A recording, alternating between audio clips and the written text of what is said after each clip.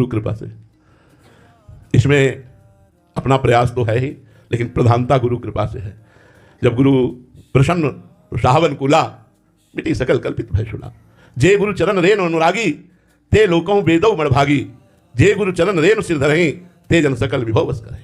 तो हमारी बात हृदय से अगर आप समझ पाओ, जो अपने गुरुदेव की चरणों की उपासना में तन्मय हो गया, वो इष्ट के प्रति चातक भाव रख सकता है, अन्यथा नहीं। जो गुरुदेव का अनन्य उपासक नहीं, वो इष्ट का कभी अनन्य हो ही नहीं सकता है। गुरुदेव की कृपा से ही इष्ट में चातक भाव होता है। इष्ट के नाम, इष्ट के रूप, इष्ट की लीला, इष्ट की एक एक गुणमयी वृत्ति का उपान करता है उपासक।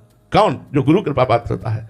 गुरु कृपा अत्यंत अनिवार्य है। गुरु कृपा ही केवलम, गुरु कृपा मोक्ष का भी स्वरूप, गुरु कृपा ही मोक्ष मूलम गुरु कृपा। इसलिए वो बड़े सौभाग्यशाली हैं जो अपने गुरुदेव के चरणों का आश्रय लेकर उनके द्वारा बताई हुई उपासना पद्धति से अपने इष्ट को रिझाते हैं। धीरे धीरे उनमें इष्ट के प्रति ऐसी अनन्यता आ जाती है, जैसे हरिवंश महाप्रभु अपने एक दोहे में कहते हैं, रसना कटो जो अन रटो, निरख अन फुटो नैन, श्रवण फुटो जो अन सुनो, श्री राधा जसवैन। किशोरी जी के प्रति, लाल जी के प्रति जो अनन्यता जागृत होती है, उस अनन्यता में वो चातक भाव होता है।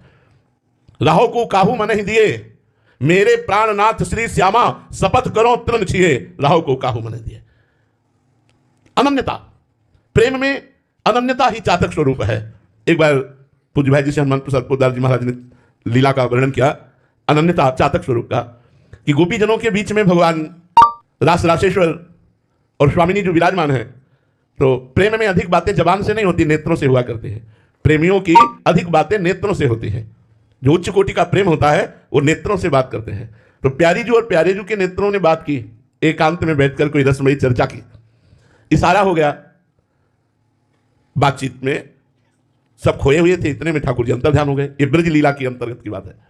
निकुंज में तो ऐसी सामर्थ्य नहीं है कि अंतर्ध्यान हो, ये निकुंज में नहीं है। अब गोपीजन खोज करने लगी लालजू की, क्योंकि पहले से उनको पता है कि थोड़ी सी भी त्रुटि हो जाने पर ईमान धारण करके अंतर्धान हो जाते हैं। क्या हो गया हमसे, कोई त्रुटि हो गई क्या? हाँ कृष्ण खोज रही।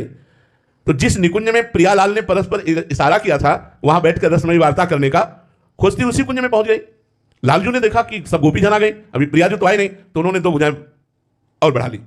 आपको चातक की बात कहते हैं, बस 2 भुजाएं बढ़ा ली। वृंदावन के बाद मथुरा में 4 भुजाधारी ही रहे, मथुरा द्वारिका 4 भुजाधारी ही रहे। गोपीजन नजदीक गई, बिल्कुल भाव नहीं बना, प्रणाम किया और कहा, हे चतुर्भुज नारायण, आप हम पर ऐसी कृपा करें, मेरे लाडले श्याम सुंदर शीघ्र ही मेरे नेत्र गोचर हो।